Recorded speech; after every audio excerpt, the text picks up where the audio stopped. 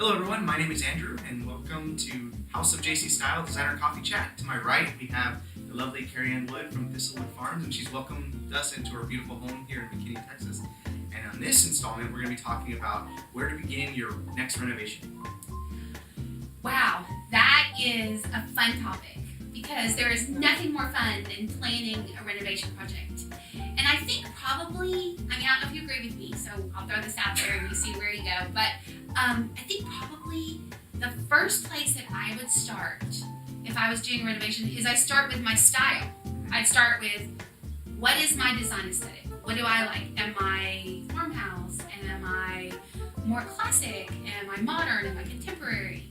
And really I would use that as the jumping off point for where I was headed with my reno.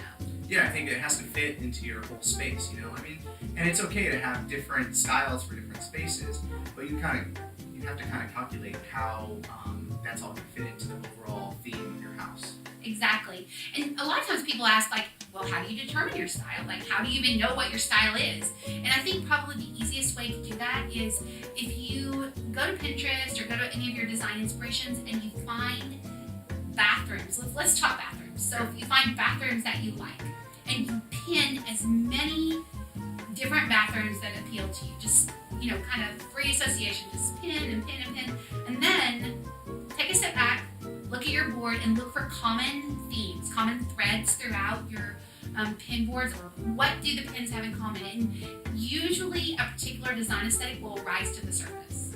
Yeah, so I guess if you were to look at my Pinterest, and it's filled with motorcycles and stuff, so my design style would probably be industrial chic. So yeah. my common underlying theme, especially when I do end up pinning rooms, is woods, metals, and then how that kind of works in then with subway tile or whatever the case may be. Yeah, I think that is, I don't know, I used to be more farmhouse, but I'm trending towards classic a little bit more. Yeah. I do love farmhouse elements, and I actually like industrial. I like a little bit of metal, a little bit of rustic too, so I'm with you on the motorcycle.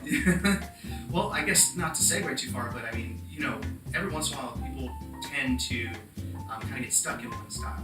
And, I guess every once in a while you do want to shake it up. How would you recommend to those out there shaking up just a little bit? I think that probably what I would do is challenge yourself. If you always did what you always did, you're always going to get what you always got. And so I think sometimes, if a particular trend is appealing to you, maybe take it and apply it through the lens of what you like. I'm not saying jump all in and your entire house is carpeted with, pink shag carpet or something like that. But I think sometimes there are trends and you'll see them in magazines or on Pinterest or on blogs, and it appeals to you and you're like, oh, I might want to try that. Try it in small doses and introduce it into your design aesthetic and see, make it, freshen it up a little bit. Because like I said, if your design style always looks the same, you're kind of like, it's hard to get excited about doing a renovation if your design style is always the same. So after I figured out I'm trying to think through my process. So after I figure out what design style I am, probably the next thing I would do is I would put together an inspiration board. I think that helps develop an overall design for the room.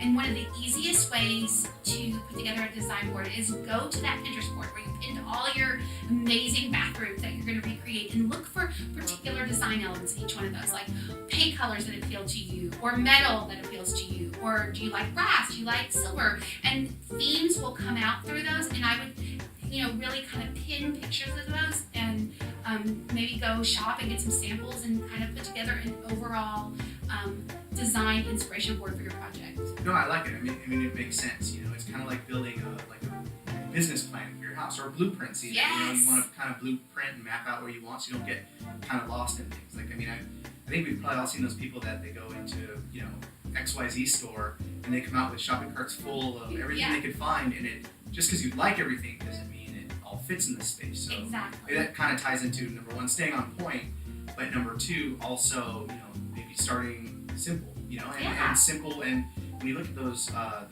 boards, the storyboards, they're simple. That's right. That's true. I have a feeling like your inspiration board would have a giant motorcycle wheel in the middle of it. Is it? A little bit. Am I wrong? Am I right? Yeah. Probably rusty. Yeah. Swipe the rust away off your board. So I think after the inspiration inspiration board, probably the next thing I would do, so now I've figured out what my design aesthetic is, and now I've put together my board, so I'm putting a little bit of tile, a little bit of carpet, a little bit of paint, and kind of got it all together. Then I would use that, and I would start by selecting the largest overall investment for my space, which in a bathroom is typically going to be tile. Yeah. So, but I would, again, start with samples, start small. I would go and sample some tiles, bring home some, 12 by 12 pieces, and put them in the space and kind of look at them, maybe apply different colors of grouts. Yeah. Before I made that investment of tile, I would probably just start small, figure out what I like, and go from there. Yeah, so what do you think about, like, you watch those shows, the home improvement shows, and it seems like within an hour they've got a whole house renovated.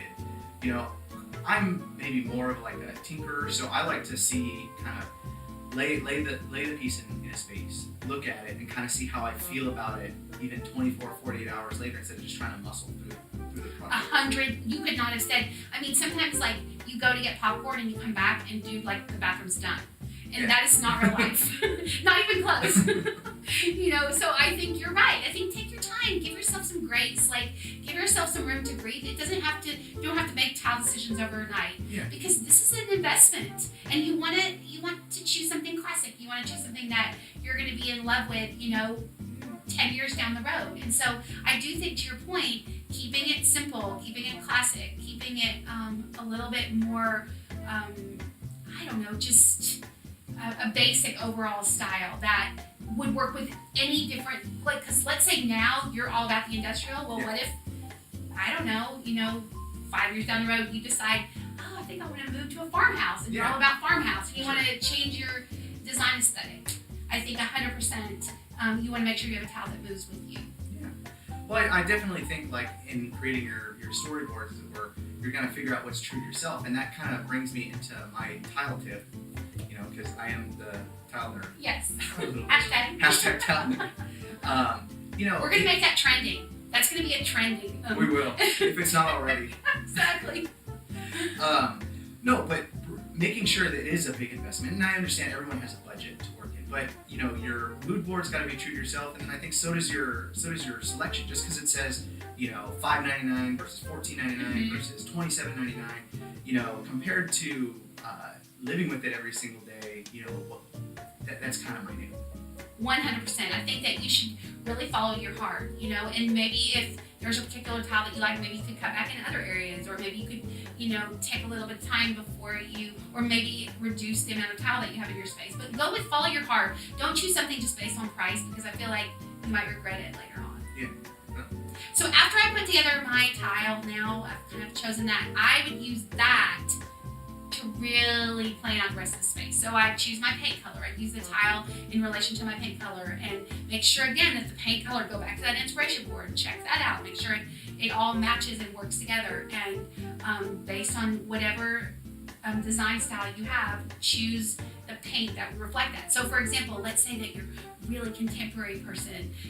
There are these amazing, bold, vivid colors right now that are really trending. So like a brilliant red, or a sea foam green, or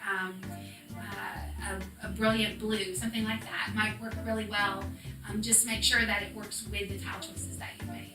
Okay, well, yeah, it all seems to make sense. So we've got our blueprints, we set our foundation kind of with the tile because it's a little bit more permanent, and now we're moving on to things that are a little bit easier to swap out, whether it be paint in this case, or even wallpaper choices. And then if your tile is classic enough, then you can easily swap those things out and potentially change your whole aesthetic.